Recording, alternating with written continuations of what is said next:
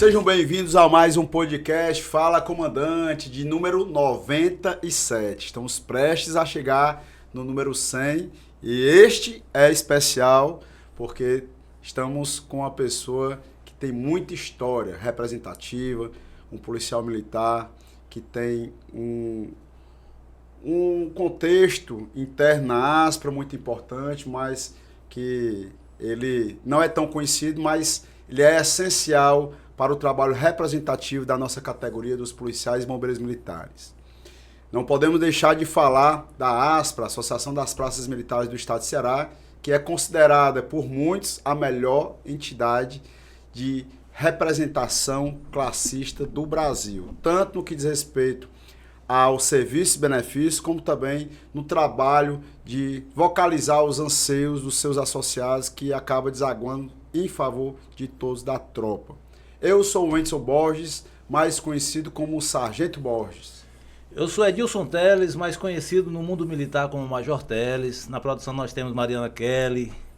E o nosso convidado de hoje é diretor financeiro da Aspra. Ingressou na Polícia Militar em 1998, na cidade de Sobral. Subtenente Rogério, seja bem-vindo. Fazer algum complemento básico aqui, Major. O Rogério, ele é da cidade de Camusim. Eu vou fazer uma meia apresentação porque é um cara que convive conosco, né, já há muito tempo. Eu conheço o Rogério desde 2010, 2012. É muito tempo, faz tanto tempo que a gente já perdeu a noção do tempo. E atualmente ele é diretor financeiro, ele é diretor responsável pelos clubes da Aspra, dentre eles o melhor clube de lazer do estado de Ceará, que é o nosso clube que fica no Eusébio. Ele também é o diretor das obras da Aspra, então toda obra ele tem essa responsabilidade. Ele é coordenador da Regional Norte, ou seja, ele é o diretor que é responsável pela representatividade e a gestão lá da região de Sobral. Ele também é garoto propaganda do clube, agora o homem é da mídia, viu? O homem é um sorriso só. Ele é um corredor nato, né? Então ele já corre meia maratona, vai para maratona completa e depois o futuro é ser do Ironman. Enfim, é um cara que eu considero muito pela competência, as atividades que ele exerce com muito amor e com muita responsabilidade em favor de todos nós que fazemos parte dessa família Aspra. Subtenente Rogério, meu irmão, muito obrigado pela sua presença aqui tão especial no nosso podcast Fala Comandante. É uma honra tê-lo conosco e peço que você se apresente como gostaria de ser apresentado.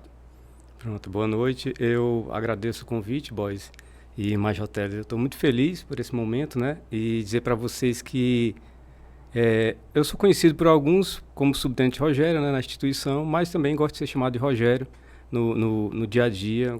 Sou o filho da Dona Alice, seu José Miguel, lá de Camusim, né? Como você falou, me formei em Sobral, sou o pai do Gabriel, do Alexandre, o Gabriel 25 anos, o Alexandre 21. São as minhas duas figuras que eu tenho um grande apreço, que são os meus filhos, né? E estamos seguindo aí na Aspra há 15 anos, né? Desde quando a gente ingressou em 2010, como voluntário, conselheiros e depois como diretor. Massa demais. Só para fazer um registro muito importante também, Carlos Moreira, que está presente conosco aqui nos bastidores. Ele é o garoto Fala Comandante, né? Para ser um repórter, mas ele não está trazendo muita reportagem para cá, não. Para ser bem sincero. A função dele é de diretor, eu chamo ele meu diretor. Ele que organiza, é o homem das ideias aí. A patente dele é maior. Figura aí para luta. Como vocês devem ter percebido, hoje é um dia de festa. Bolinho, salgadinho, brigadeiro. Hoje é o aniversário do nosso inenarrável Major Teles, uma pessoa que traz brilho para todas as terças-feiras, que são os dias que são gravados os nossos podcasts, como também todas as quintas-feiras à noite, 7 da noite, no nosso YouTube, e todos os sábados pela manhã na TV Metrópole. Esse âncora, esse cara que veio para a bancada para fazer com que nós alcançássemos um patamar ainda maior do Fala Comandante. Meu Major, satisfação Uma honra tê-lo sempre comigo. Feliz aniversário, muita paz, prosperidade e principalmente muita saúde. Só gratidão pela oportunidade de eu estar aqui. Por incrível que pareça, trabalhar com comunicação era um sonho de criança. E eu vim realizar aqui, de verdade, né? Olha aí, viu? Então, gratidão pelo momento, gratidão pela oportunidade que você me deu, gratidão por essa homenagem aqui. Muito feliz. E eu espero que a gente tenha um caminho longo com esse trabalho. Com certeza. Que bom. Top Felicidades, demais. então. Bacana, momento de festa, mas agora nós precisamos apresentar de uma forma mais profunda e na gênese do subtenente Rogério. De onde ele vem, eu sei que é de Camusim, eu já tinha antecipado, mas como foi sua origem, Rogério? Lá no Camusim, quando era criança, o que você fazia? Era muito danado, era preguiçoso, trabalhou a partir de qual idade? O que você desenvolveu ainda na sua... no seu início de trajetória como ser humano e, por fim, né, a gente vai entrar no ingresso na Corporação Polícia Militar. Bom, vamos lá. Eu sempre fui uma criança muito danada. Eu Rapaz, gostava muito. Parece, né? Vai começar as A coisas. mansa dele, Rapaz, Entendi, foi nada. Como é que é isso aí, cara? Eu era muito brincalhão e naquele tempo meus pais são do sertão, né? Meus pais não são natural de Camusim mesmo. Eles são do sertão e eles foram morar em Camusim devido àquelas crises de seca, né? E aí eles migraram para a cidade. Não, era o sertão de Camusim. Do Camusim mesmo. Mas, que rapaz, você tem sertão. é porque você tem a parte litorânea, que é a cidade, né? Mas quando você adentra entre Camusim e Barroquinha, que é seguindo em direção ao Chaval, você tem a parte do que entra, que é o sertão lá, que é uma parte mais é uma área bem mais difícil de morar, né? E aí eles não tinham, só para você ter ideia, não tinha energia elétrica naquele período, né? E tudo, e eles viviam mesmo da roça, era criando animais, né? Era criando a galinha, criando o gado, e aí eles trouxeram essa cultura para a cidade, quando eles vieram, né? Naturalmente. O meu pai montou um pequeno comércio. Você vem de uma família de quantos irmãos? Nós foram 13.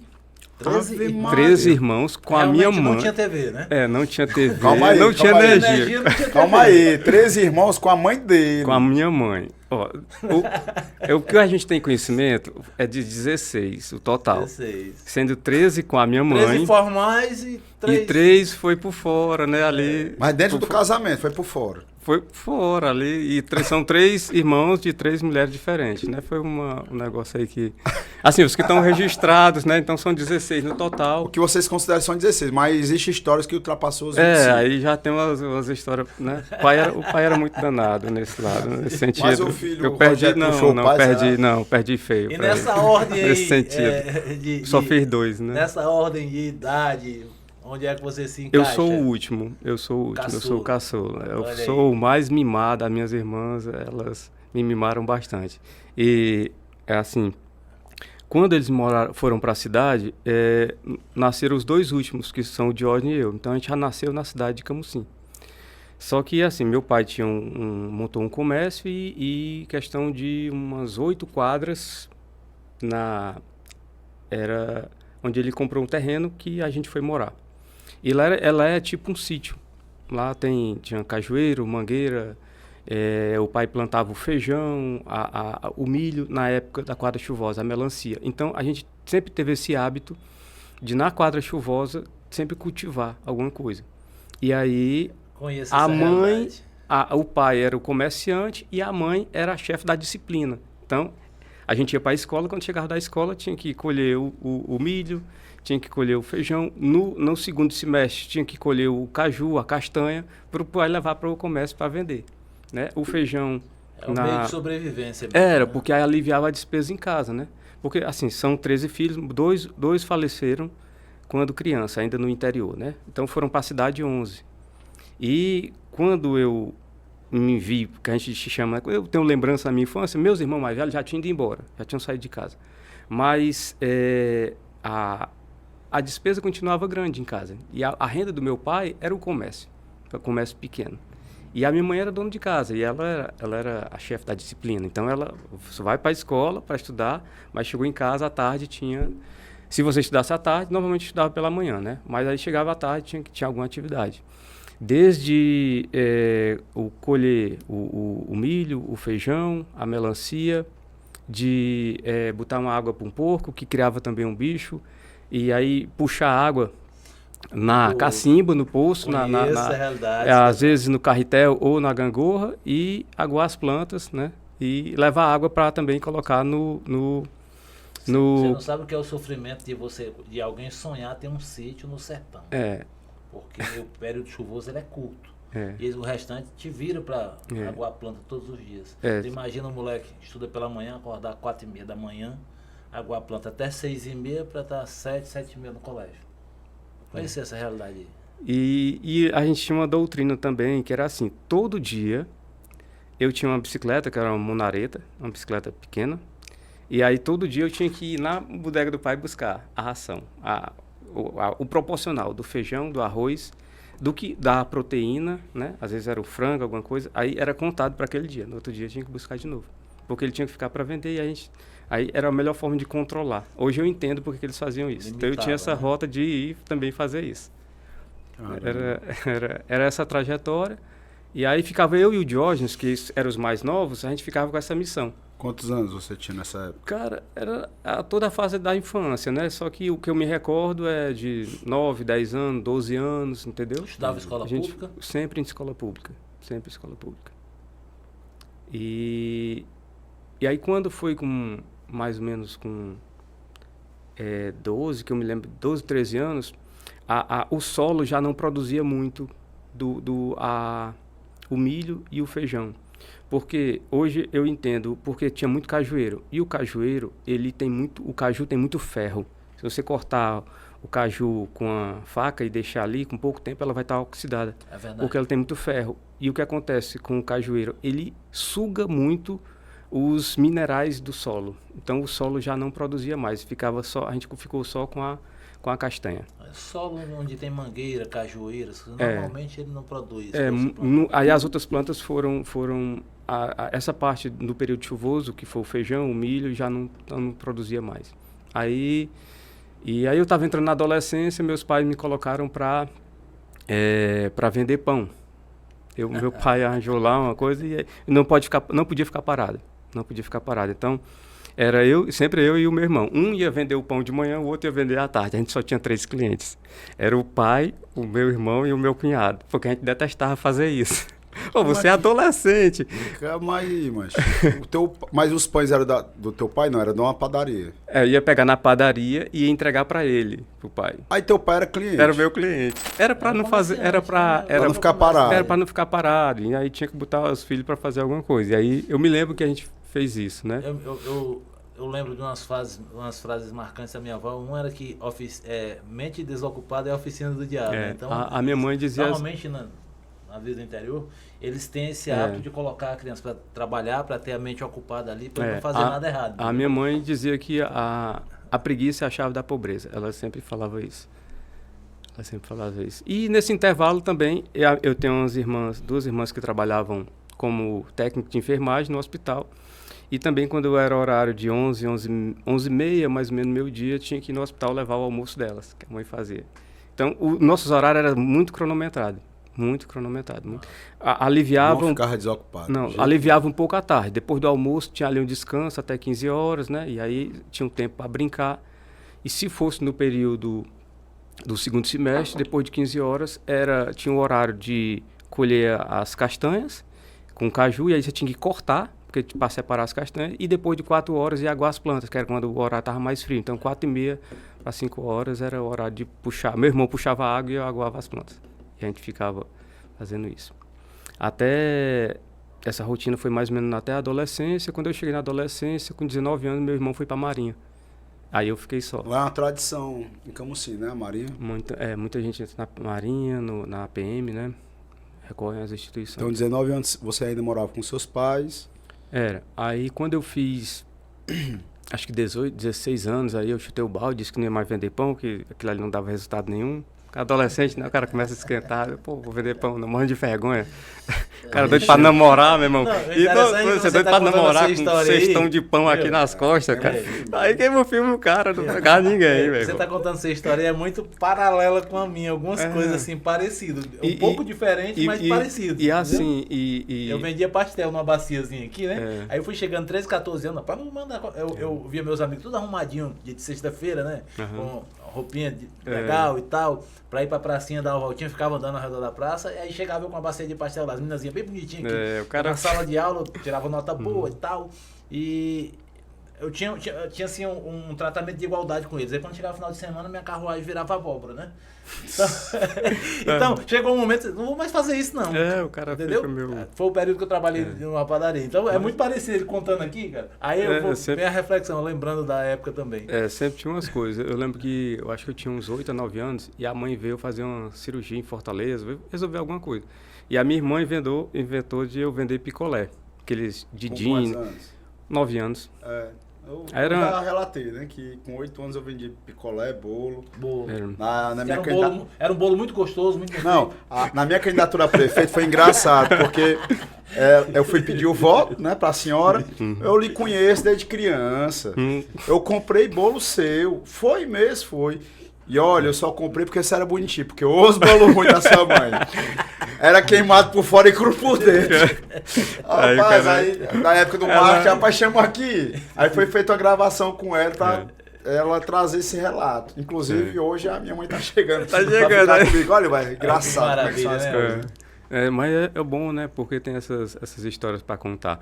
E aí, voltando à questão do picolé, quando a mãe voltou, que soube que eu tava vendendo, porque chegou, eu tava mais preto do que eu já era, tava queimado. E ela disse, não, meu filho não vai vender picolé, não. Aí encerrou, né, com o negócio lá. E eu morto e feliz que tava dando certo. No final, a minha irmã ficava com dinheiro, eu ficava só com as vendas. Eu só com trabalho. Eu não tinha muito... Tinha nem uma comissãozinha. Não tinha nem uma comissão. Ela dava lá 2 picolé. Ganhar uns picolés, né? Mas aí... Foi bom, porque são coisas que você vai aprendendo, né? E também... Aí quando fui na adolescência, eu parei, né? Com a questão do... Meu irmão foi pra Marinha e eu fiquei só em casa, assim, e... Aí eu comecei a fazer esporte. Com 15, 16 anos, eu tentei jogar futebol, que eu acho que é toda criança naquele tempo, né? Mas não tem talento. Aí eu não tinha muito talento, rapaz, eu era ruim, aí o pessoal botava pra ser goleiro, ficar no gol. Aí botava as travinhas pra jogar, né? E eu era ruim, não tinha muita coordenação. Eu era bom pra correr, mas quando a bola batia nas pernas, não servia pra ser zagueiro, nem meio do campo, nem atacante. Rapaz, eu pelo menos ficava como atacante. Eu não era muito bom, não, ruim mas demais. Aí a bola pra dentro. Eu nunca recebi a primeira camisa no racha, não. Não, o também. cara ficava com a camisa na mão olhando esse lado, pega, macho, é tu mesmo. Aí nesse período, entre 16 e 19 anos, mais ou menos, eu comecei a fazer capoeira, eu vinha um dia do colégio, aí eu fui capoeirista, né? Eu vi o pessoal... Por muito tempo? Acho que uns 2 anos, aí 2 a 3 anos. Aí quando eu comecei a fazer capoeira, era no Centro Social Urbano, que era percurso para o meu colégio, tinha as prefeituras, tinha esse projeto, né? E aí eu ia para o colégio e na volta, vi lá o pessoal praticando. Aí disse, cara, legal, vou começar. Aí vi lá, aprendi a tocar os instrumentos, né? Pandeiro, o birimbau, a cantar, a gente também aprende a cantar, o atabaque, né? E aí fazer aquele jogo, muito, muito legal, e criar amizades, né? Fora da amizade do colégio. E também, pouco tempo depois, a gente começou a ter handball. O handball surgiu nos jogos escolares, que era na época chamado de JEPs. Eles tinham uma fase que era municipal, depois era município, né? Seleção do município, depois intermunicipal, que aí você finalizava, se eu não me engano, era 2, 3 fases, que aí tinha um campeão cearense. E aí o cara me convidou, eu não sabia o que é handball. Handball, o que é isso? Eu ia jogar com a mão. Como? Não, é tipo futebol de quadra com a mão. Eu disse, pode ser que dê certo, porque com o pé não deu, né? Aí eu já praticava capoeira, então eu tinha o meu aeróbico estava bom. Então, o problema é que eu comecei a ir pro handball, no primeiro JEPs, que foi a primeira vez que a gente participou, o time foi em Camusim, né? E aí veio o time de Sobral. Primeira partida. A gente estava eu acho que a gente tinha treinado um mês ou 2, né? A gente já perdeu de 15-1. Ave Maria. Não foi uma pisa, não. Foi um massacre. 15-1, cara, no primeiro ano. Puta, aí o nosso treinador lá, chateado e tal, beleza, que era o Gustavo, né? E aí aí deu um ano, isso foi em Camusim, no segundo ano foi em Quixadá. Aí fomos pra Quixadá. Nesse período, a capoeira, eu já tava um pouquinho aliviando, porque o treino do handball era de manhã, então era de segunda a sábado. O Gustavo, o treino é de segunda a sábado. Eu gostava do Gustavo porque ele pegava no pé. Aí era de segunda a sábado. E era um treino mesmo. Quando foi no ano seguinte, os treinos saíram da manhã para a noite, por algum motivo. Aí eu tive que sair da capoeira, porque eu tinha que abrir mão de alguma coisa. E para você evoluir em algo, você tem que renunciar a algumas coisas, né? E aí chocou o horário, eu preferi o handball. No ano seguinte, a gente foi para Quixadá, na fase lá. Pegamos Sobral também, já na segunda, terceira partida. E houve um erro estratégico, o nosso técnico não foi. E a gente era para jogar 22 horas, chegamos lá umas 18 no ginásio. Então a gente foi jogar muito cansado. Perdemos por Sobral mais uma vez, 16-15. Já estava mais equilibrado. Foi mais equilibrado. Muito equilibrado. Né? Provavelmente, se tivesse chegado no horário normal, descansado. É possível que se o técnico tivesse lá, a gente tinha superado. Né, o bom foi que depois disso, né, já 2 anos depois, tinha uns 17. E aí depois a gente ficou interagindo, porque quando a gente foi para Quixadá, eu não contei, a gente teve uma primeira fase em Granja. E a gente pegou o time de Magalhães. Aí a pisa foi grande. Pisa pra quem? Contra eles. Vocês ganhando deles. Foi acho que foi um 18-1. Mas o Magalhães que tu diz é uma pessoa ou é um... É o Magalhães, o nosso diretor. É o nosso coordenador de esporte. É o nosso coordenador de esporte. Apanhou, foi feio lá. E ele tava no outro time. Ele era no outro time da Granja. Ele era de Granja. Mas ele fazia parte da outra equipe de handball. Ele jogava handball. Jogava handball. Mas, rapaz... E jogar duro. Eu nunca soube dessa história. Pois é, no segundo ano... Aí vocês deram uma pisa neles. Uma pisa grande no time do Magalhães. Aí fomos pra Quixadá. Magalhães, essas coisas tu não conta, né? Magalhães apanhou muito. Foi, né? O bom é que essa trajetória com o Sobral, nós saímos de uma derrota grande para uma outra mais equilibrada. No ano seguinte, a gente... tava querendo virar profissional. Aí nós fomos para uma partida... nosso time cresceu. Nós fomos para uma partida contra o time de Sobral, em Sobral. Como fosse um amistoso. Eles lá montaram um time de caras experientes. Mas não eram os melhores. E a gente conhecia os melhores. Os caras eram altos. E aí a gente deu uma pisa deles, dentro de Sobral. Caramba. No ginásio. Eles tinham reinaugurado o ginásio estava lotado, porque lá eles gostavam. Batizaram o ginásio deles. Foi uma pancada. Aí eles... De agora, quanto? Cara, eu não lembro. Eu confesso pra você que eu não lembro placar. Mais ou menos, tipo 10-2, que foi Não foi tão feio, mas foi assim, tipo uma diferença de uns 8 pontos, 10 pontos na frente deles. Então foi uma pisa grande. Aí eles ficaram magoados. Eles, vai ter revanche. Aí marcaram lá em Camusim. Tá bom, vamos pra Camusim. É a segunda partida, vocês têm direito, né? Apanharam. Eu disse, mas agora Sobral não ganha mais. Aí fomos para Camusim. Quando chegou em Camusim, a segunda partida, aí foi uma coisa impressionante. A gente tinha... Imagina só, quando a gente entra em quadra, aí a gente viu o time deles. Disse, porra, os caras... E a gente conhecia o time aí, que dessa veio. Vez foi um time melhorado. Eles selecionaram os melhores jogadores que a gente conhece, que a gente conhecia na época. O nosso melhor jogador, só para você ter uma ideia, o cara amarelou. Ele disse, cara, eu não vou ficar. Ele foi embora. Filha da mãe, covarde, ele foi embora. Rapaz. Ele foi embora. Ele falou, a gente vai... Esse cara, tu vai? Não, eu vou. Tá bom, não abro não. E aí, nesse dia eu tive que liderar a equipe. Caralho, que massa, Rogério. E foi bom. Foi muito bom. Resultado da partida? Nós ganhamos de novo. Foi uma pisa de novo. E eles não quiseram mais. Caralho. Acho que foi... Passei por uma situação interessante Massa. no futebol. Eu passei mais de 10 anos sendo dono de time de futebol society. Normalmente, o meu time era tão bom que eu não jogava. Eu sabia que meu futebol era Uhum. mediano, né? Então eu montava o time e ficava ali fazendo de treinador, né?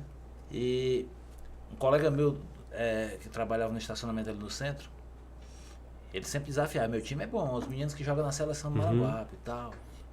Aí ficava desafiando, vamos marcar um joguinho pra tu ver o que é bom Sim. e tal. Aí eles foram lá para o nosso campo, lá eles levaram um 2-0, sabe? Aí era apostado. Aham. Tinha apostado tipo R$200 na época. Beleza. Não, meu time não tava completo não. Vamos marcar outro que eu vou trazer meu time completo. Aí eu, tá certo. Aí, mas nesse campo, esse campo é muito ruim, vamos marcar em outro campo e tal. Vamos, a gente marcou no campo lá. Aí ele chegou uma vez, chegou uns 3 carros, aí chegou uma Kombi cheia de jogadores, disse, hoje meu time tá completo. Levou 5-1. Olha aí. Nunca me esqueci. Quando eu falo pra ele, cara, marcar um jogo, Ele não quer mais. eu brinco com ele, Ele não quer cara, mais. não Ele quero não. é desse jeito. Eles não quiseram mais jogar com a gente. Não, depois que leva a segunda, aí acabou o moral, o cara não... É. Mas, Rogério, se eu pegando esse momento de emoção, que eu não sei se o Major se tocou, mas o Rogério, quando ele falou dessa partida em Camusim, em que o melhor do time não participou e ele liderou, ele se emocionou. E isso também, para mim, faz uma diferença, porque o Rogério, obviamente, juntamente com o Ailton, com o Pontes e outras lideranças lá de Sobral, eles trouxeram para si a responsabilidade de erguer uma entidade que na região não tinha credibilidade. No caso, a antiga Associação de Cabos Soldados. Ele foi convidado para ser representante e ele enfrentou o desafio e foi para os quartéis, foi buscar novos associados, falar da perspectiva que a associação teria em benefícios para os associados e foi um dos principais protagonistas de criar uma regional no interior. A primeira, antes era chamada subsede no interior do estado. Então, Sobral foi pioneiro no que diz respeito, na minha interpretação, à representatividade, juntamente com a aplicação de uma estrutura física em favor dos associados. Então, eu vou pular o ingresso na Polícia Militar, Rogério, para não perder esse sentido no qual você me trouxe, né? Esse sentimento relacionado à liderança que você tem. Por que eu digo isso, Major Teles, e a vocês que nos assistem? Como o Rogério ele assumiu uma responsabilidade fundamental na entidade, mas que acaba sendo de bastidor, as pessoas elas não sabem dessa história e não tem como você reconhecer o que você não conhece. Verdade. E eu faço questão de enaltecer o Rogério, porque é um cara que, quando compra uma briga, ele vai até o final com muita coragem, com muita resiliência, com sabedoria em determinados posicionamentos. Então, não é um cara que simplesmente vai agir pela emoção. Ele é muito racional. E o perfil de liderança não vem de hoje. É muito estrategista e ele é uma liderança da categoria que não é muito provavelmente tão conhecido. Mesmo ele tendo uma história com uma trajetória larga, né? Praticamente desde 2010 para cá. Então nós estamos falando de 15 anos, que é basicamente um tempo que eu tenho como representante. A diferença é que naquela época ele estava numa cidade maior e tinha uma ligação maior com o presidente da associação à época, era o Cabo Sabino, e ele, né, impulsionou de uma forma muito mais célere um trabalho no interior do estado, em Sobral. Então, no meu caso, eu era voluntário, mas não tinha noção nenhuma em 2010. Quando foi em 2011, eu vim participar de uma chapa na qual o Rogério já tinha ascendido para a diretoria executiva. Ou seja, em um ano, ele saiu de representante regional para ser diretor dentro de uma entidade tão importante como a Aspra. E eu fui ser representante do Conselho Deliberativo em 2011, naquela mesma chapa. Então, é uma trajetória que nós temos que honrar e valorizar. Enaltecer. Porque, infelizmente, na posição que ele ocupa hoje, que é mais de bastidor, acaba não tendo a mesma conotação, a mesma valorização, e eu faço questão de, no dia de hoje, exaltar todo o trabalho que você tem em favor de nós, que somos da família Aspra, e repito, sempre quando você faz o bem no equipamento social, que na minha interpretação é o mais importante hoje na estrutura da Polícia Militar e Corpo de Bombeiros Militar, que é a ASPRA, é você estar favorecendo a todos da tropa, incluindo familiares. Então, você calcula aí 38 mil policiais, bombeiros militares ativos e veteranos, além das pensionistas. Então, é um rol de 100 mil pessoas envolvidas, no final das contas. Mas se ele não era conhecido, a partir de hoje, através do podcast Fala Comandante... Não, ele já está começando a ficar conhecido. Governo Militar, Sociedade Cearense. Já fez alguns vídeos sobre o clube. Ele já está famoso lá no clube. Ele é o garoto propaganda do clube. Você vai ver os vídeos. Agora mais ainda, através do podcast Fala podcast Comandante. Vai ampliar, né? Aí vai ser conhecido nos 4 cantos do país. Eu fico muito feliz que às vezes eu tenho familiares e amigos fora do estado, né? E eu, em algum momento, eu mandei o link para eles do podcast e eles comentam sobre as entrevistas. Essa agora do Roberto Riso e do seu Sérgio. Né? Uhum. Os familiares meus lá de Roraima assistiram e ligaram para mim, né? Passaram mensagem no WhatsApp dizendo que tinham achado bacana a entrevista. Demais. Então é muito interessante. O podcast não se restringe só ao estado de Ceará. Sim, o cabo ativo tá livre, né? Internet.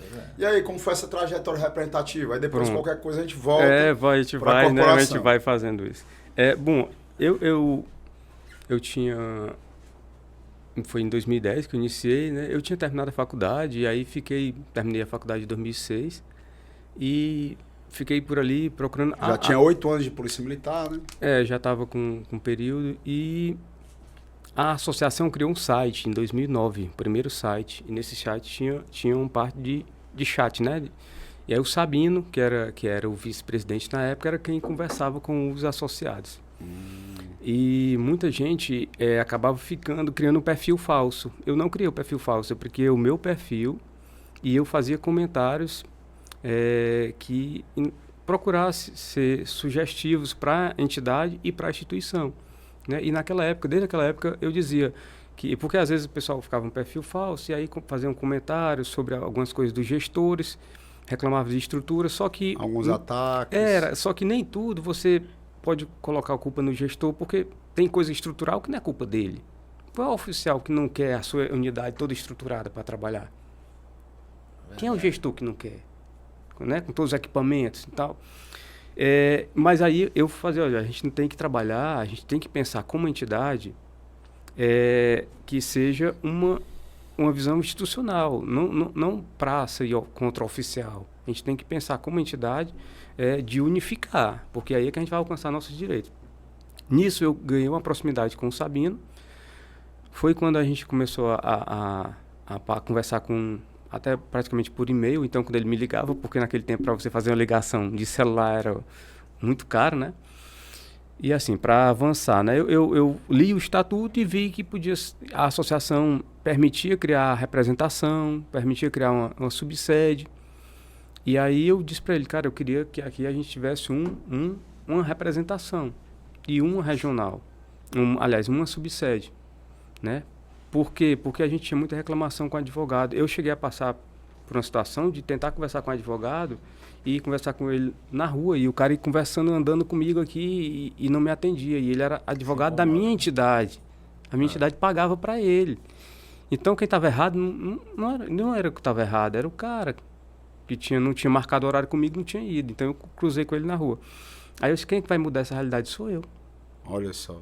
Sou eu que preciso mudar. Ao invés de só reclamar, apontar culpados. Não, tem que mudar aqui. E aí, nesse tempo a gente já estava conversando com o Sabino, e aí a gente foi trabalhando para consultar e tirar o advogado, né? Fizemos esse trabalho. Quando eu pedi para o Sabino a representação, ele deu ok, que era nomear 3 membros. Quando eu pedi a subsede, ele falou, me traga 70 associados. E ele deu prazo, era na metade de 2010, mais ou menos em julho. Com 90 dias nós apresentamos, acho que foi 90 dias, nós apresentamos 150 associados. Olha aí. 150. Mais do dobro. Porque eu passei a visitar a rendição, a escala era 6/1, né? Nesse tempo eu estava trabalhando na penitenciária, trabalhava 1, folgava 3. Os meus 3 dias de folga eu visitava as 3 rendições. As 3 rendições. Então, eu consegui, eu e o grupo, né? Que já veio o Ponte, veio o Ailton, nesse tempo. E aí até o final do ano a gente já tinha superado muito a meta do que ele tinha colocado. E aí, quando foi em 2011, após as eleições, em abril de 2011, a gente inaugurou a regional. Também, resultado disso, houve o convite dele para participar das eleições, em 2011, né? Foi uma eleição conturbada, a gente teve, na minha trajetória, a gente teve 2 eleições difíceis, foi 2011 e 2019. E como eu tenho essa mania de não gostar de perder, eu nunca gosto de perder, e se eu puder ganhar, eu tenho que esmagar concorrências. Eu gosto de esmagar, eu não gosto só de ganhar, eu gosto de esmagar o concorrente. Quando a eleição de Principalmente quando é mal intencionado. Essa que é boa, viu? Quando foi, e se perder, tem que perder com honra, né? Tem que perder dando o máximo de si, para depois, mas se eu tivesse feito isso, por que você não fez? Tem que dar o seu máximo. Se não venceu, é porque num jogo alguém tem que ganhar, alguém tem que perder. Mas se você tiver consciência que deu o seu máximo, você, pelo menos, você fica tranquilo. Pô, o cara foi melhor do que eu, né? Acontece. Mas quando terminou as eleições de 2011, eu liguei pro Sabino, 17 horas. Sobral, que todas as eleições anteriores tirava 30 votos, 35 votos, e muitas vezes rachava. Uma chapa tirava 30, outra tirava 35. Sobral teve 200 votos. 2 na chapa contrária e 198 para nós. Caramba, olha aí. Aí eu liguei para ele, ele disse assim, vocês ganharam as eleições. No momento eu não entendi. Quando houve a contagem geral das eleições, a chapa concorrente tirou 219 votos. E Sobral tinha dado 198. Né? Positivo, né? Então, o saldo total 96, mas... A diferença de votos foram quantos votos? Quanto foi a diferença de votos de uma chapa para outra? Total? Não, a diferença de votos. A diferença de uma para outra. Das 2 chapas? Sim. Não, o total eu não lembro, não me recordo. Mas em Sobral foi... Eu sei, 198. 198 para nossa e 2 para ele, em Sobral. E no geral eles tiraram 219. Entendi. No estado todo. No estado todo. Caramba. Entendeu? 2011. Ou seja, só Sobral praticamente foi a votação que eles tiraram no estado inteiro. Foi, o impacto foi grande. E aí disso a gente teve a regional logo depois, né? E fomos implantando outros serviços, que foi odontológico, foi ampliando. E nesse período também, que foi essa gestão, eu assumi como secretário, 2011 a 2015. E eu acho que foi o período que a gente mais baixou portaria de regulamentação, pelo menos que eu tenho conhecimento. E também foi o período que a gente criou o primeiro regimento da associação. A gente fez 2 reformas do estatuto. E eu visitava o clube, tirava o serviço, né? E também ia no clube, então eu tirava as fotos, ia sonhando com o clube, algumas coisas. Na época a associação a estrutura era pouca porque tinha aquela questão da dívida, né? Tinha dívida com a Receita Federal, então tinha muito uma receio de se investir, eu acredito, por parte do presidente, por conta de fazer uma reserva para pagar a dívida, né? E aí eu ficava só no campo do sonho, e sempre anotando alguma coisa que eu via, tirando algumas fotos que eu registrei durante a gestão e ficava sonhando com o que podia ser feito por lá, né? Quando foi em 2015, houve a eleição mais tranquila, foi chapa única, o Elisiano assumiu, o Elisiano me convidou para ser o diretor financeiro, né? Eu aceitei, agradeci a confiança, porque precisa ter confiança, né? Bastante, e eu assumi lá esse cargo. Algumas pessoas dizendo, não, tu vai te apagar politicamente. Eu disse, eu sei que eu estou abrindo mão de algumas coisas. Porque muita gente projetava que eu ia ser o presidente. E eu disse, não é o momento, então não quero isso agora. Só fazer um registro, o Sabino, ele tinha preferência pelo Rogério para ser o presidente de 2015. E o Sabino estava eleito deputado federal em 2014 e ficou na presidência até maio de 2015. Então ele passou o bastão. E quem ele indicasse, naturalmente, iria ter uma maior facilidade para ser eleito. Prova disso que foi chapa única em 2015. Então poderia ter sido o Rogério, o Elisiano. Obviamente que é o grupo, né? A gente pensa muito de forma conjunta, não é uma decisão unilateral. Mas, de certa maneira, se o Rogério fosse uma pessoa mais vaidosa, ele iria querer assumir a presidência, até porque ele tinha uma maior confiança por parte do Sabino.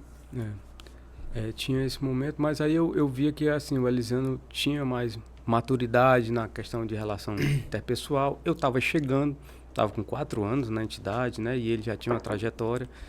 Eu falei, não é o momento. E o que importa para mim é o grupo, né? E eu acho que foi uma decisão muito sábia para o grupo, né? Do modo geral, porque o Elisiano, ele trouxe o lado muito humano para a associação, muito humano. E em 2016, a gente conversando, eu pedi para ele para ficar responsável pelo clube, porque não tinha nenhum diretor responsável pelo clube do Eusébio, né? E eu disse, Elisiano, ali é um ambiente que precisa ser cuidado no dia a dia, né? Precisa ter um olhar. E eu sempre gostei de planta, e como eu tinha um costume em casa, né? Desde a infância, eu gostava de planta, gostava das coisas. Eu disse, cara, eu vou... Ele não... Tá bom, você pode continuar. E o bom do Elisiano é que, como a gente teve uma relação de confiança muito grande, a gente disse, não, você pode assumir. E aí eu fui nomeado coordenador. Até então a gente não tinha o hábito de ter coordenadores, né? Diretor e ao mesmo tempo coordenador, né? E aí a gente assumiu lá. Tivemos também a felicidade de ter um engenheiro, que era o Weber. O Weber estava na Aspra, estava nos ajudando. E a gente sentou por várias noites planejando. Nós planejamos o clube para 20 anos. Obras, ampliações, né? Tudo gradativamente. Então a intenção era que em 20 anos a gente alcançasse, né? Hoje eu acho que a gente vai alcançar isso em menos tempo. Mas a intenção era que em 20 anos a gente conseguisse transformar isso em 2016, né? Então, isso era em 2016, foi a parte de planejamento. Seria Nós passamos... em tese até o 2036. Isso, era o que a gente estava pensando. E a gente passou 2015 e 2016 fazendo caixa. E aí em 2017 a gente iniciou as obras, que foi ali a parte de recepção, as ruas, os campos, né? Até 2017. E aí foram feitas aquelas palhoças ao redor da piscina, né? Toda aquela parte ali.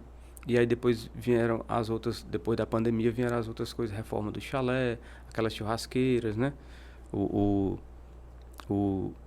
complexo esportivo foi em 2017, né? Mais aquela outra parte. E agora, por último, já na transição do Elisiano na época do Boys, teve a parte dos banheiros, e aí nós tivemos uma sequência que foi o palco, a mudança ali a sala administrativa, né? A praça do veterano, a ampliação da praça. Tem e agora recente, decks, né? mais churrasqueira, agora a parte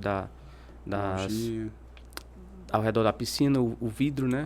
O vidro que ali deixou. Uma curiosidade, estatisticamente, assim, a quantidade de frequência final de semana de associados, de amigos lá? Primeiro final de semana, em média, 1.000 pessoas. No domingo, né? Em média, 1.000 pessoas. 900 a 1.000 pessoas. No sábado, umas 400. Quando eu cheguei no clube, na associação, o clube, ele era um sinônimo ele era motivo de sustação. O diretor ia tirar final de semana, quando era de segunda até quarta, eram pessoas indo na sede de se desfiliar. E insatisfeitos com insatisfeito com o atendimento, com a estrutura, com tudo. Você ficava triste, né? Era só aquela areia e a estrutura do restaurante do bar muito fraca, os chalés também muito ruins, a estrutura. E o pessoal dava 30 pessoas no sábado, 50 no domingo. Então a mudança foi realmente muito grande, né? 50 para meio, hein? E saíam insatisfeitos. Hoje as pessoas saem satisfeitas. Né? Saem falando bem, querendo trazer as pessoas. Nós tivemos agora no último domingo 15 aniversários de associados e dependentes. Maravilha. Entre associados e dependentes, né? E a projeção vai ser lançada até lá, dia 5 de outubro, vai ser a nossa festa das crianças, que normalmente é a maior festa do ano. Isso. A projeção para 3.500 pessoas. E suporta. Quem tem que responder. O clube suporta até 5.000 pessoas. 5.000 pessoas. No clube todo. Hoje já tem feita a licença dos bombeiros e tudo certificado. Juntando a parte do bar dos campos, é 5.000. É porque é 4.000, né? Mais ou menos isso. Pega a parte do bar e do complexo, né? Nossa dificuldade é mais com relação ao estacionamento. Porque quando dá esse número, Aí não tem mais onde estacionar, por mais que coloque no entorno do clube. E devido à localização, é quase que obrigação A pessoa de carro. A pessoa de carro para lá. São os novos desafios que vão surgindo, né? Aí por isso que quando você projeta algo, você tem sempre que pensar, né? Talvez já tenha hoje, já tenha uma revisão, né? Essa questão do terreno da frente, os terrenos lá por perto. Buscar soluções, né?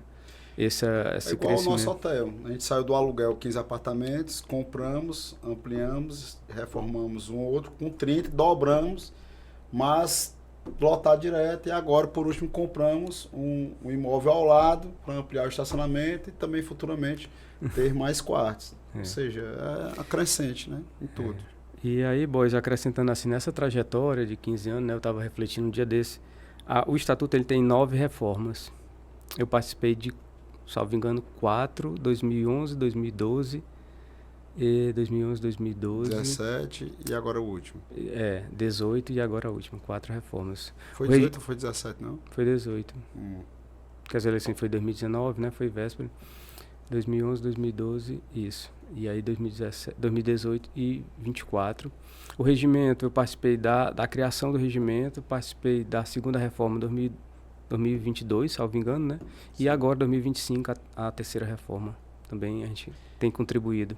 Registrar, Major, e a todos que nos assistem, especialmente os militares estaduais. O Rogério é o maior especialista de regimento interno e estatuto da Aspra, né? Então ele é o cara que todo mundo vai consultar para solicitar, né, as orientações a respeito. Um cara que tem muito conhecimento porque é um cara que se aprofunda, é um cara que tem muita responsabilidade e busca sempre fazer muito bem feito. Mas eu tenho uma pergunta. Normalmente eu gosto de colocar convidado assim, em determinado momento, contra a parede. Sim. Nesses movimentos que tiveram marcantes, nesse período que você já estava na Polícia Militar, onde você se encaixou? Teve aí Sábado Vermelho, teve muitos movimentos. Nossa, movimentos paredistas, né? Paredistas. Você vai falar. O Sábado Vermelho foi uma caminhada, né? Foi uma caminhada e aí a Aspra estava lá. A Aspra estava lá e a gente estava também caminhando nisso lá. Também. Em 2011, 2012, a Aspra também estava lá. A gente teve nesse período, né? O Boyce, inclusive, foi processado como um dos líderes. Eu fui processado. Tive um inquérito do entrevista que eu dei. E aí esse inquérito também foi arquivado por conta da anistia, né? É natural que em situações como essa, de confronto de ideias com o poder, com o governo, né?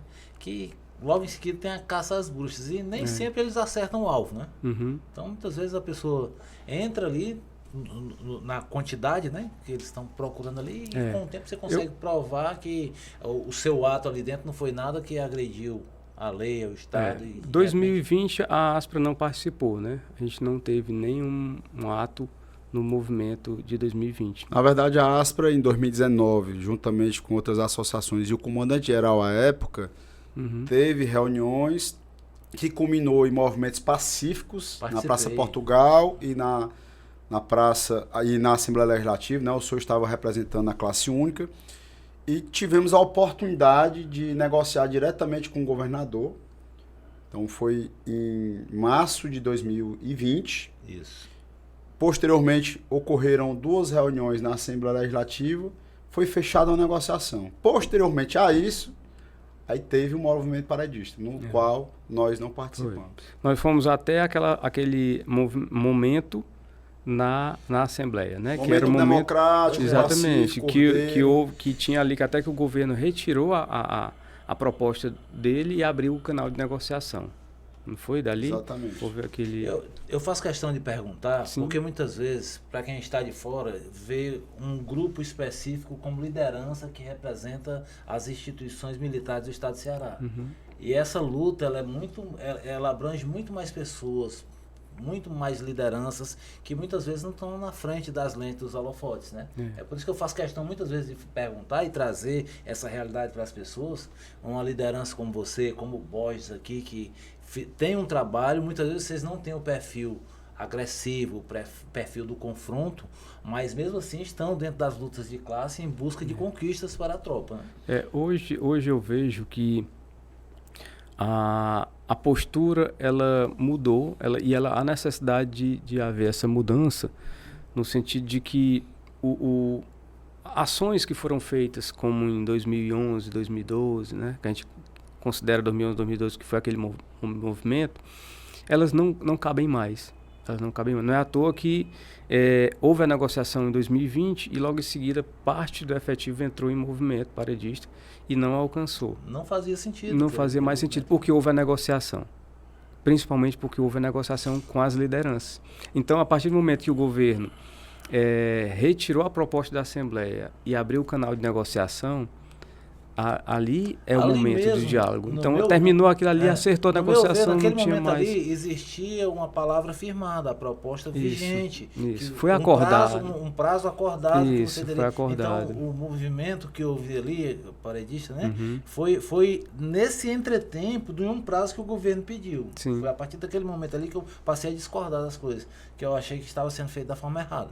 E eu me posicionei, mas nós sabemos que quem conduziu não estava na negociação, né? Algumas pessoas não estavam na negociação. Então, mas eu sempre, como eu falei, eu sempre faço questão de destacar que existem muitas lideranças dentro da Polícia Militar com um perfil diferente. Sim. No meu ver, o perfil mais adequado para o momento atual é o perfil diplomático, o perfil do diálogo.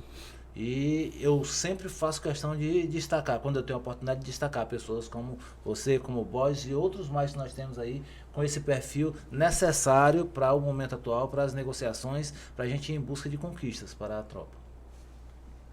Muito bom. E aí, Rogério? Vamos lá. O que nós temos mais a acrescentar? Rapaz, meu amigo, diga lá. Nós entramos muito mais relacionado à sua origem, que foi muito bom. Trouxe à luz um trabalho representativo que poucas pessoas conheciam. Sim. E espero que, de fato, esse podcast possa chegar a alcançar um bom número de pessoas para conhecerem um pouco da sua história de luta, no qual nós já reconhecemos internamente, mas isso é muito importante, serve até de combustível para que a pessoa possa estar sempre motivada a desenvolver o trabalho, porque somos seres humanos, né? Sim. Então, quando você não tem reconhecimento, é como se você estivesse patinando, não saindo do lugar e simplesmente tudo que você faz não deságua em algo que seja um consenso com outras pessoas que muitas vezes por vaidade não admiram, não reconhecem o trabalho. E aí, meu irmão, nós estamos agora em 2025, você 15 anos nessa labuta, o que você projeta para o futuro, né? Nas suas atividades? Você hoje é um cara que está extremamente energizado, eu costumo já mencionar o seu nome em outros tantos ambientes, em que tanto há um reconhecimento em razão do clube, pelos associados, você começou a ter mais desenvoltura nos vídeos e aí os vídeos já estão alcançando outros públicos. Sim. E é como se tivesse um novo Rogério ou um Rogério, né, 3.0, um Rogério mais com mais altivez, com mais brilho, com mais energia. Então, hoje o Rogério se projeta para um amanhã em qual situação? Relacionada à ASPRA, à vida pessoal. Esse cara no qual eu admiro muito pela perseverança, pela resiliência, pela coragem, pela sabedoria. O que está vendo nos novos horizontes? Horizontes, vamos lá. A primeira coisa, Boys, eu quero dizer que assim, eu sou muito feliz na ASPRA. Muito, muito, muito feliz. E, inclusive, hoje de manhã eu vi uma frase do Steve Jobs, né? Que ele diz que a única maneira de fazer um excelente trabalho é amar o que você faz. Verdade. Então, eu vi essa frase hoje de manhã e disse, rapaz, é muito interessante. Até joguei aí nos stories. E é muito bom acordar de manhã, fazer minhas atividades, que eu gosto, né? Mas, assim, ir para o local que eu gosto e fazer o que eu faço. Eu tenho mais 2 anos de gestão, nós temos mais 2 anos praticamente de gestão. E quem sabe uma próxima gestão, né, onde eu me vejo onde eu estou, porque eu sou feliz onde eu estou. Então, se eu tiver a oportunidade e o grupo confiar, estarei à disposição para continuar no cargo, né, onde eu me dedico a essa entidade. Nunca almejei assim a presidência. Eu vejo o grupo, eu vejo o coletivo, né? Eu acho que você é um excelente presidente. Acho não, você é um excelente presidente, né? Passei nessa trajetória a presidência do Sabino, um cara muito guerreiro mesmo, o Sabino. O Elisiano, um pacificador, um irmão. O Elisiano para mim é um irmão. O Marinilson, o Elisiano é aquela pessoa, cara, é um irmão que eu não tinha. E hoje aquele cara das horas difíceis, né? Mas ele sempre com aquela energia. E você não vê o Elisiano se reclamando de nada. É sempre ali né, no time dele, mas um cara agregador. O Marinilson também, porque no tempo que o Sabino se afastou, o Marinilson foi presidente com toda a energia dele, né? O guerreiro. E agora você. Então, assim, estar hoje na Aspra, para mim, é imensamente gratificante. É assim, eu tô transbordando, eu tô transpirando felicidade, porque eu me sinto muito feliz. Inclusive, como eu disse, no cargo que eu me sinto muito bem. E aí eu tenho praticamente 6 anos ainda para encerrar. Eu estou com 27, né, na instituição, então eu estou contando essa trajetória, que seria mais encerrar esse mandato e talvez mais um. E aí eu encerro o meu período na Aspra, que aí chega mais ou menos o que a gente consegue entregar ali pelo o clube, né? E agora com esse novo desafio que ele entregou, que foi os outros clubes, né? Russas, Iguatu e em breve Crateús, né? Mas eu gosto de desafios, né? Eu gosto de desafios. Então, assim, e agradeço a sua confiança, principalmente. E isso é o que eu me vejo na entidade, né? E assim, eu acho que você me ajudou muito, porque ele passou 2 anos, rapaz, você tem que fazer vídeo, né? Faz um vídeo, boy, vídeo da festa, não faça lá, né? Então, ele me incentivou, né? E o boy tem esse lado que ele cede espaço para todos os diretores. Todos os diretores podem fazer um vídeo, pode fazer uma coisa, né? O cara dê ali o seu melhor na sua parte, então ele dá um espaço para o cara trabalhar. E dá espaço para, se você quiser trabalhar, uma vez eu falei para um colega, se você quiser trabalhar, se aproxime dele. Se você não quer trabalhar, mantenha um pouquinho de distância. Por quê? Porque ele é cobrador. E isso é necessário para um líder. Isso é necessário. O líder tem que cobrar mesmo. Agora tem que saber cobrar. Mas ele é assim. Agora, eu gosto desse tipo de perfil. Se você não gosta, mantenha a distância. Então, eu não tenho dificuldade com trabalhar. Eu disse para ele, pode mandar que eu faço. O que eu não consegui, eu vou dizer para você que eu não consigo. E da forma que eu não vou conseguir, a gente vai buscar uma solução. Sempre que eu tenho oportunidade aqui, eu sei que a estrela hoje aqui é você, mas quando eu falo do Boys, eu falo muito dessa questão da liderança dele, que ela é muito natural. Uhum. O verdadeiro líder, ele não precisa querer brilhar sozinho, entendeu? Isso. Ele, normalmente, quando ele chama as pessoas para perto, ele lhe dá um certo protagonismo, entendeu? Eu percebo. Ele traz as pessoas para cá, ele faz questão de engrandecer o nome de cada pessoa que ele admira, que chega até esse espaço aqui no podcast, Sim. de encher a bola da pessoa, de mostrar o lado positivo das pessoas. Então, isso vem muito do perfil de liderança que ele tem. Ele poderia muito bem fazer aquela entrevista enjoada aqui, fazer algumas perguntas e deixar passar, mas não. É uma forma muito diferente, muito elegante a forma que ele entrevista as pessoas aqui. Por isso que eu te admiro, cara. Isso é interessante. Pois é. Aí, dentro desses desafios, né, que a gente vem, e nisso de fazer o que você tem prazer, né, é muito bom. É muito bom porque tipo, parece que você não está trabalhando, você está, entendeu? Satisfatório demais, muito bom. É muito bom você acordar, às vezes, domingo eu acordei, poxa, eu vou pro clube. Vai ser muito bom, vai ser um dia bom, eu vou estar lá no clube. Entendeu? Eu vou estar num ambiente que eu gosto. Não é um sacrifício, né? Não é um sacrifício, cara. É você chegar... Chegou um associado, eu estou chateado com alguma coisa, que hoje é meu aniversário. Você vai passar o melhor dia da sua vida aqui. Na verdade, sabe o que eu acho que você e eu somos? Nós não somos normais. Mas eu disse como se nós fôssemos psicopatas. Cara, eu dou o maior valor a um problema. Rapaz, eu peguei um desafio com um associado com relação à questão que eu não vou entrar no mérito. Ele já tinha tacado tapa na cara de todo mundo. Aí eu me testo, porque eu sei que eu até há pouco tempo não era uma pessoa tão paciente. E quando eu supero um cara que traz um problema que na cabeça dele era grande, mas eu percebo que tem uma saída e que no final ele agradece e fica morto e feliz, mas é massa demais. É gratificante. Mas, boys, realmente. pessoas normais não fazem coisas extraordinárias. Esse é o cara. Eu sabia que ele ia trazer essa. Mas é isso Não mesmo. fazem. Elas fazem o básico. Elas só querem fazer o Pessoas básico. medianas, né? Elas estão ali. E aí gerou um desconforto. Não, vou recuar. Aí você pode gerar um desconforto. Não vou mudar, porque isso aqui não. Vou deixar aqui nesse cantinho aqui, tá bom. Porque, Rogério, assim, cara, como eu acabei de falar, eu não precisaria estar com o presidente, nem ser cotado para chegar em outro cargo.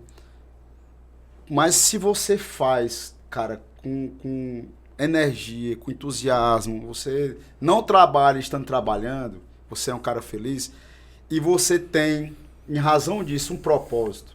Porque se você perguntar qual o propósito para a pessoa, ela muitas vezes vai gaguejar e não vai entender. Às vezes vai achar que é um carro, às vezes acha que é dinheiro, às vezes acha que é uma viagem. Ela quer materializar um propósito. Eu vou até falar algo aqui que é bem íntimo, mas é verdade. Às vezes o cara acha que viver, Major, é comer, cagar, mijar, tomar banho, dormir, olhar filme, olhar besteira e ficar só deixando a vida passar na frente dele. Meu irmão, pelo amor de Deus. Ele tá no ritmo Você do tem que Zeca existir de Pagodinho, né? verdade, né? Ele tá no Cadê Zeca o Pagodinho. sentido da tua vida, meu irmão? O que é que tu tá deixando de legado? Então, independente da sua área de atuação, você pode ser um gari, você pode ser um professor, você pode ser um policial militar, mas se você fizer com satisfação o seu trabalho e você acaba sendo exemplo para outros, meu irmão, e você se sente feliz em estar desenvolvendo esse trabalho, porque eu sou feliz em ser policial militar, mas eu sou triplamente feliz em representar o policial e bombeiro militar. Eu particularmente, trabalhei 33 anos na Polícia Militar, né? Cheguei ao posto de major. Quer dizer, em tese, eu poderia estar em casa agora, descansando, assistindo um filme. Sim. Aí chega esse cidadão aqui, eu encerrando meus últimos dias na polícia, conversa comigo e me convence a eu vir pra cá, sentar, conversar com ele. Toda terça-feira eu estou aqui e eu tenho uma satisfação imensa também de estar aqui. É muito bom você fazer o que gosta. E aqui é uma coisa que todos os dias eu aprendo. Quando eu venho pra cá, eu aprendo um pouquinho, sabe? Mas é bom, porque se você interage com outras pessoas, né? Você vai ter pessoas diferentes. Fazer a sua voz vai ecoar trocando, né? em outros lugares, com outras pessoas, você poder expor suas... Ter um espaço para expor suas ideias, não tem coisa melhor. É verdade. E aprender. O exemplo. Principalmente aprender. Rogério, eu conheço ele há quase 15 anos. E só agora eu escutei histórias mais íntimas da sua infância, vida, né? da sua infância. Pra ver a importância do podcast. Cara, mas sempre Cara, aconteceu muito isso. Né? O Feitosa, que é diretor de Esporte, Cultura e Lazer e agora está como coordenador jurídico, ele é de Camusim também. Aí chorou, ele quase chora. A próxima a gente tem que Pois é, deixar. Eu não percebi, eu puxei. Puxei eu ia dar um cutucãozinho, deixa aí que ele vai já chegar. Mas ali nasceu a liderança. Lá no handball? Handball. Lá no handball. O esporte. Ele percebeu que ele era uma O liderança esporte, ali. Ó, o esporte ele é transformador, porque ele te dá resposta que você, coisas que você não acreditava. É verdade. Entendeu? Ele dá assim coisas que você consegue alcançar algo que, poxa, será que eu nunca achava que ia ser capaz? Por exemplo, eu não achava que eu era capaz de correr o que eu consigo correr hoje. E eu tô querendo mais. E com problema na coluna, né? E ele tratando, mas correndo atrás de... Eu tive... Mas são nos momentos de dificuldade, nos momentos de dificuldade que realmente surgem as lideranças. Muitas vezes você deposita muita confiança dentro de um grupo, em algumas pessoas ali, como você mesmo falou, que tinham... Em tese, melhor jogador. Melhor jogador, né? E no momento que você mais precisou, ele amarelou, né? Foi. E muitas vezes ali no momento da dificuldade é que surgem as pessoas que realmente são a liderança nata. Entendeu? Que ela se posiciona e que ela cresce naquele momento ali, né? Isso. Então, ele perdeu o protagonismo. Perdeu o protagonismo para você, foi. que assumiu a liderança a partir daquele momento, adquiriu o respeito do grupo e das pessoas que estavam ali, com certeza. Até do adversário. Isso. Mas é isso. Então, profissionalmente, na Aspra, é isso que eu penso, né? e conseguir sempre entregar o melhor do que a gente é capaz, né, de fazer. É isso. E, meu amigo, chegamos no final, pelo incrível que pareça, foi muito rápido. Já se foram mais de 1h10, 1h15. Eu gostaria que Vossa Senhoria, Vossa Excelência, pudesse deixar o seu comando. Pensei, não tem outra palavra que não seja dedicação. Massa, ainda bem dedicação, que ele não me imitou hoje. Ele dava um de Carlos Moreira, de vez em quando ele ficava me imitando. Em todos os momentos, em tudo que ele falou, ele mostrou o quanto ele é dedicado no que ele quer, o quanto ele tem foco, né, nas coisas que ele almeja, que ele pretende realizar. Então, parabéns por essa postura de líder, de dedicado, que está sempre lutando para tornar tudo melhor. O meu comando é líder sensato, realizador. Vem com o rapaz, eu dou umas tiradas boas, viu? Hoje acertou. Hoje eu fui líder sensato, realizador. Porque é um estilo de líder diferente, mas que entrega resultado. Qual é o seu comando final? Porque entenda, o nosso comando, Rogério, é o que nós percebemos sobre você. Agora você não é obrigado a falar de você, você vai deixar um comando final para olhando para essa câmera aqui, ó. Eu vou deixar uma frase. Posso deixar uma frase? Deixa o que você quiser. Crises são oportunidades. Massa, muito bom. O homem é bom, Carlos Moreira. O homem é espetacular. Meu irmão, cara, brigadão. Valeu, eu que agradeço, muito bom, cara. Sensacional. E você que nos assistiu até agora, gostou? Compartilha. Se você é da região de Camusim, de Sobral, esse é o cara. Muito obrigado pela participação. De você que está aí com o celular na mão, nos assistindo no YouTube, não se esquece de curtir, comentar, compartilhar, se inscrever e acionar o tal do sininho para você ser sempre notificado e ter histórias inspiradoras igual o do Subtenente Rogério.